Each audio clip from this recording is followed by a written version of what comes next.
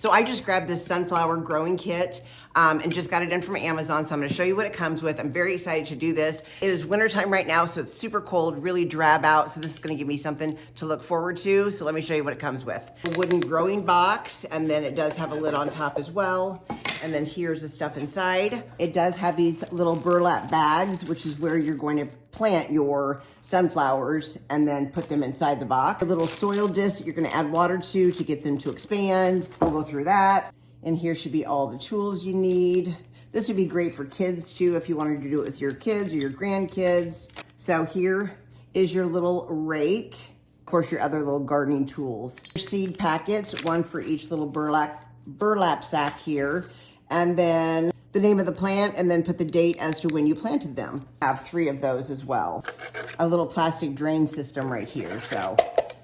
Plus you'll notice inside the box, on the lid itself, and then on the seeds, it does have a little QR code that you can scan. And it does say if you don't see anything sprouted within 14 days, you contact them. So that's nice. Maybe they will provide you with some more seeds. I'm not sure, but that's nice that they do offer that.